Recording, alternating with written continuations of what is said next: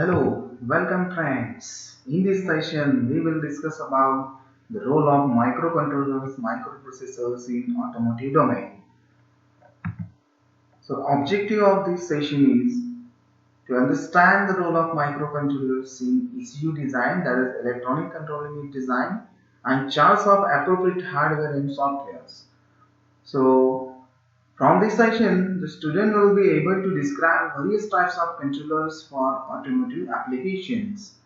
So the Bloom taxonomy level for this will be 2 and outcomes met will be PO1, PO2, PO3, PO12. So whatever the program outcomes defined by AICTE, that is the first program outcome that will be understanding the fundamentals, means the engineering fundamentals are utilized to understand the automotive electronics.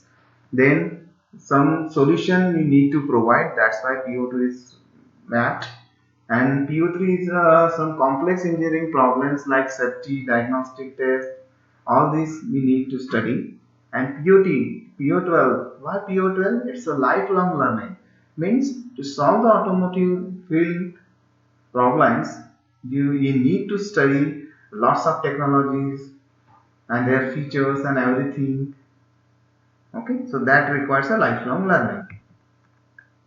So this, if you go through the syllabus of this particular unit, we will see the critical review and overview of development within automotive context of microprocessors, microcontrollers, and digital signal processors.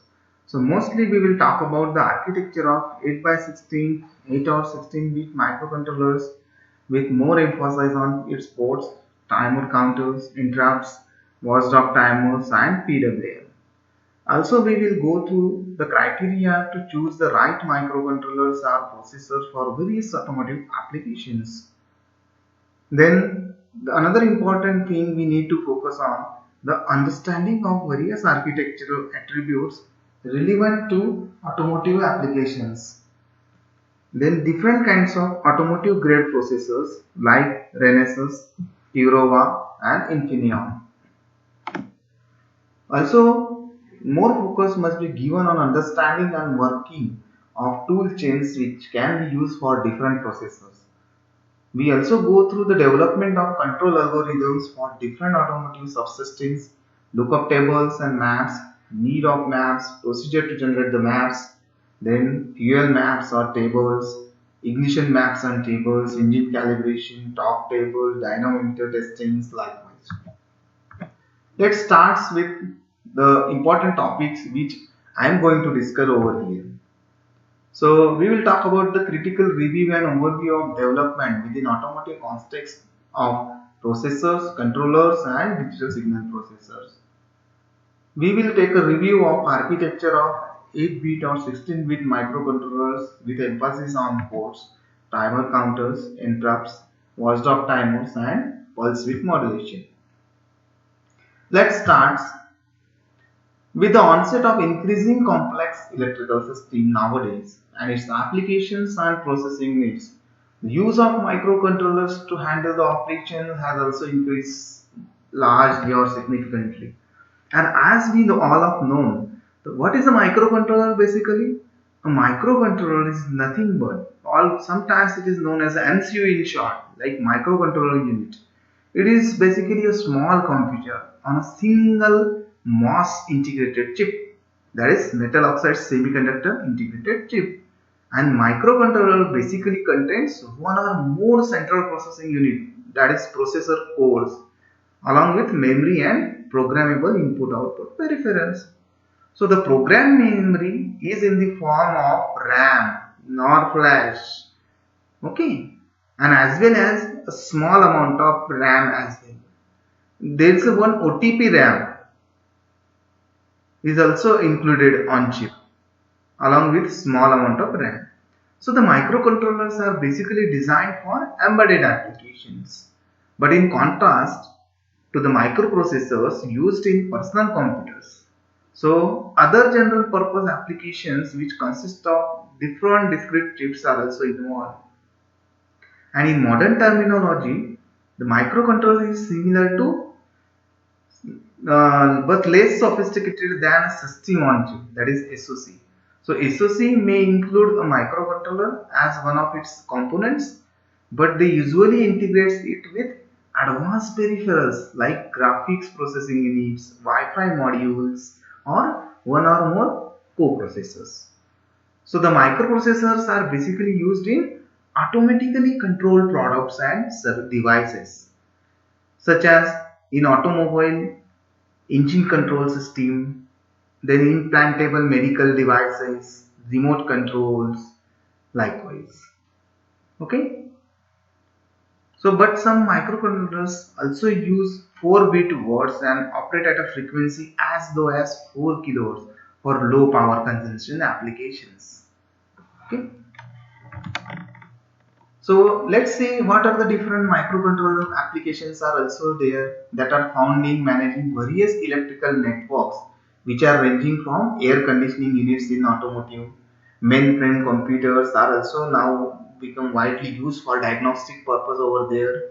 Then airplane navigation system. They are also found an application in cell phones, PDAs and digital watches. In automobiles, basically microcontroller plays an important role as evidenced by the presence of 25 to 35 electronic control units in the typical Ford vehicles. But in luxury cars such as BMW 7 Series, the number of ECUs are basically range from 60 to 65. What are the different functions the microcontrollers manages? What are the different functions of ECUs which are managed by microcontrollers? Let's see. Like braking, steering, power window and sets, headlights and tail lights, then safety checking to monitor other active microcontrollers. So these are the most commonly found ECU functions which are performed by microcontrollers. Let's take a look at development of an embedded system. Okay. So here you can see the host system including some softwares like host resident software, and there is a targeted system. So some targeted resident software is also required in order to have a communication between the host system and the target systems. That connection can be wired or wireless. Okay, there can be a serial interface, there can be a JTAG type of port, as all of you may know. Nowadays the hardware is having additional JTAG port for onboard programming. So we can also have a communication through an Ethernet. So all the devices are basically communicated with each other through an Ethernet. So this is what we have always seen when we talk about the embedded system. So that kind of embedded system basically plays a vital role in case of automotive as well. So in the modern vehicles, basically they became increasingly computerized to satisfy strict safety requirements, then better driving experiences basically. Okay. So hence the design complexity of automotive control system nowadays is increased, and some multi-core processors where multiple processing units are integrated on single chip, they have emerged to be a main computing engine not only for high-end servers but also for embedded control systems. So for instance, some multi-core processors have been recently developed for automotive electronic control units. And instead of having many electronic control units following the traditional approach of one function per ECU, we can have few powerful multi-core ECUs, and each of them integrate the functionalities of several single-core ECUs from the same or similar domain like powertrain and body. If we talk about the development in more way, so TI engineers are also played an important role in automotive development as well. Okay.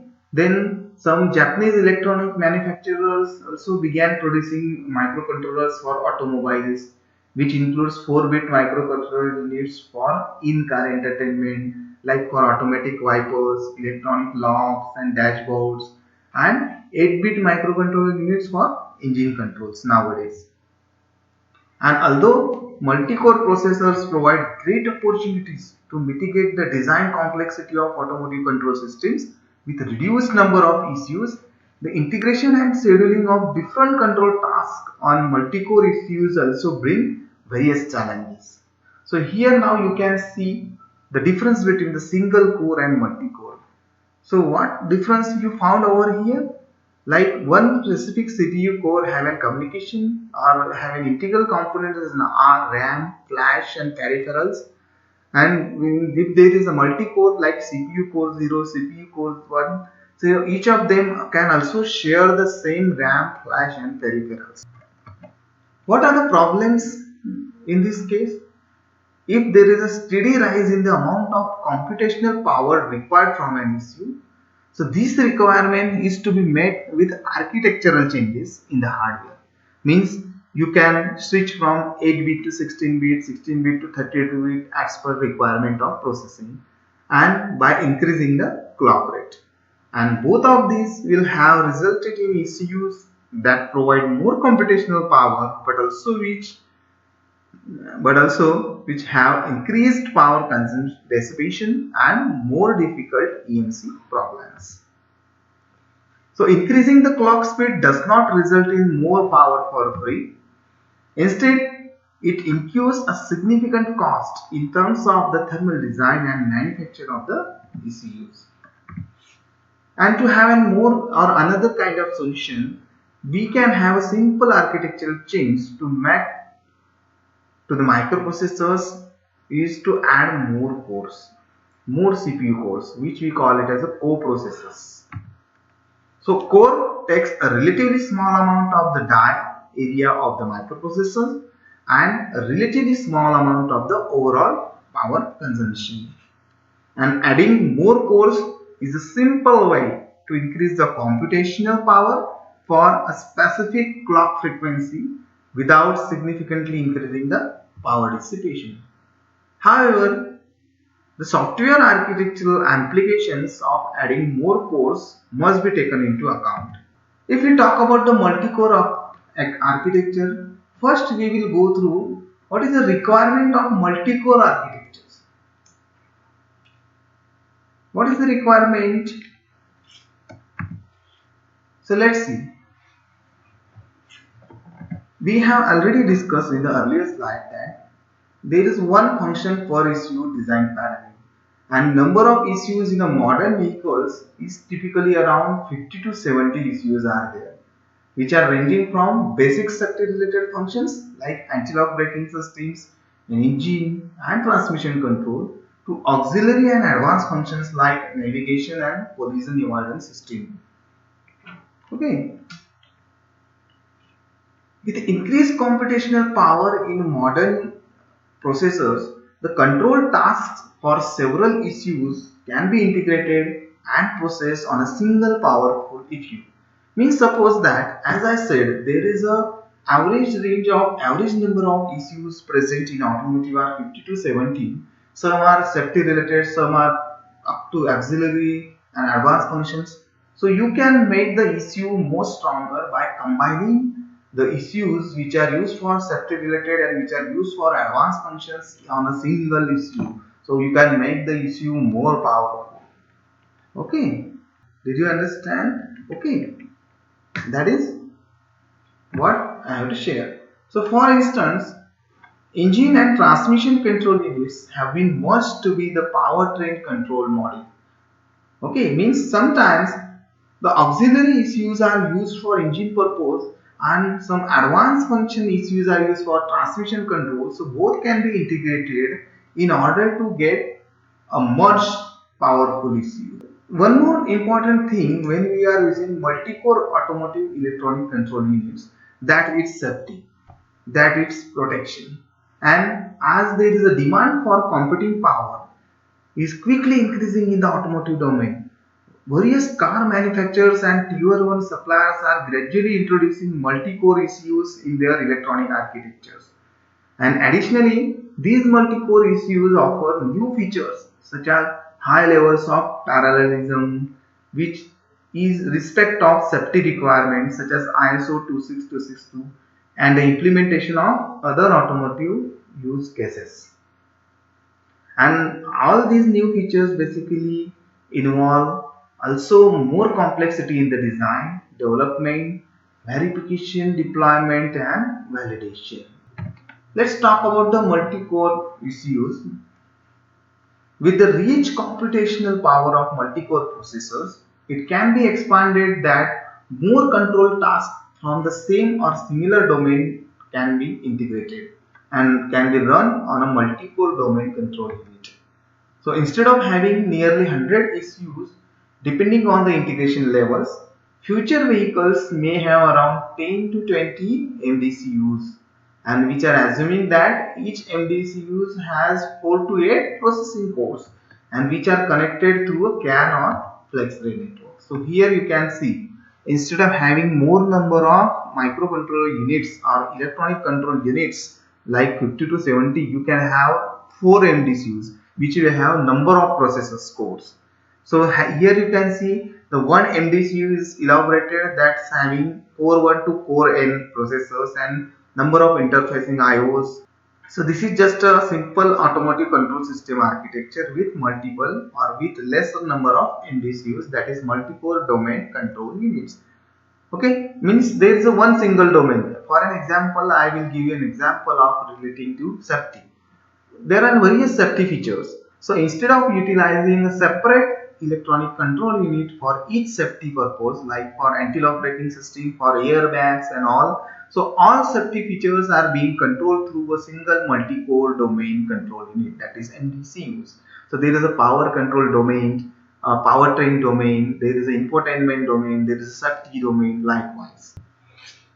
Let's talk about scheduling challenges for automotive MDCUs. So the performance interference between the task running currently on multi-core processors due to implicitly shared resources like caches, because as I said, there are the multi-cores in the MDCU, so they have to share some caches in between. And so these shared resources makes a runtime analysis. So sometimes it becomes difficult for runtime analysis, and which then has been the main obstacle to adopt multi-core processor in a real-time control systems.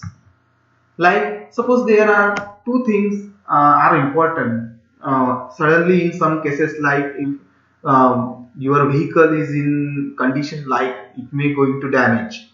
So at that time your anti-lock braking system must be alerted, your airbag system must be alerted. But the same, if only a same cache is shared with both of them, then it may find difficult for real-time control in such situations, because sometimes the cache is shared with more number of cores.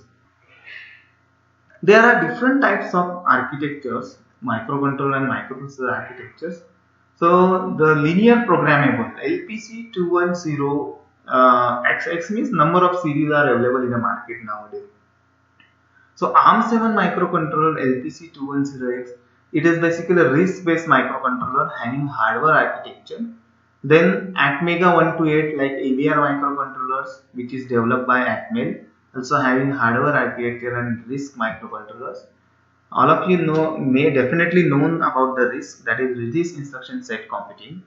Then PIC controllers also finds a wide application in various electronic control units in automotive, having hardware architecture, RISC instruction sets, descended from Motorola basically 6X processors series, and which is a 8-bit 6 microcontrollers having one human architecture. Then Intel 8051, it's a 8-bit hardware architecture having a single chip microcontroller, 6 instructions. Then if you talk about the microprocessors, it's a Intel 86 okay, CISC, actually CISC, one human architecture. Then 6X666 Motorola series having 16-bit or 32-bit 6 competitor to Intel 86 and 32. Okay. And then having a Spark V9 ISA used in Sun Ultra Spark RISC processors, which is developed by Sun Microsystems. Let's have a short look about the timers, counters, interrupts, watchdog timers, and clear game. So many of the microcontroller applications require counting of external events such as frequency of the pulse trains, and generation of the precise internal time delays between computer actions. And both these tasks can be implemented by software techniques, but software loops for counting and timing will not give the exact result, rather more important functions are not there. And to avoid all these problems, timers and counters in the microcontrollers are better options for simple and low cost applications. And these timers and counters are used as interrupts in 8051 controllers. So there are two 16-bit timers and counters in 85 controllers, 8051 controllers, and timer 0 and timer 0, timer 0 and timer 1, and both timers consist of 16-bit registers in which the lower byte is stored in TL and higher byte is stored in TH. So timer can be used as a counter as well as for timing operations that depends on the source of clock pulses to counters. And counters and timers in 8051 controllers contain two specific function registers, that is TMOD and TCON, as you know, and which are used for activating and configuring the timers and counters. Similarly, if you talk about the interrupts, during interrupts and subroutine calls, the return address program counter is stored on stack, and stack is effectively allocated in the general data SRAM, and having consequently the stack size is only limited by the total SRAM size and usage of the SRAM as well. So all user programs must initialize the stack pointer in the reset routines, and stack pointer is read-write accessible in the IO space. There are some flexible interrupt module that has its control registers in the IO space with an additional global interrupt enable bit in the status registers. And all interrupts have separate interrupt vector in the interrupt vector table, and the interrupts have priority in according with their interrupt vector positions. And lower the interrupt vector address, higher is the priorities. And according to priority, that particular interrupt is served. Like the sudden turn off, sudden power failure must be that will interrupt the system, means that interrupts are served on priority basis. Okay, so all these basic things you may know when you talk about the controllers, and all these things need to revise. Why? Because there is a wide impact of all these like interrupts, counters, timers on real-time control in automotive electronics. Let's talk about the watchdog timers. So watchdog timer is a time counting cycles of a separate on-chip 128 kHz oscillator, and this watchdog timer gives an interrupt of system reset when counter reaches a given timeout value, and in normal operation mode it is required that the system uses the WDR, that is watchdog timer reset instruction, to restart the counter before the timeout value is reached. If the system doesn't restart the counter, an interrupt or system reset will be issued. Let's talk about the PWM generation. Because for some application in the automotive, PWM generation is quite important.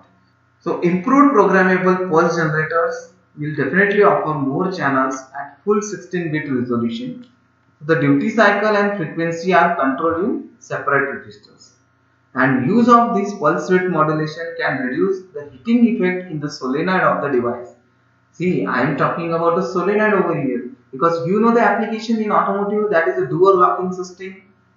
So some of the actuators are having very much important in real-time control. So in such cases, the PWM plays a vital role for such systems.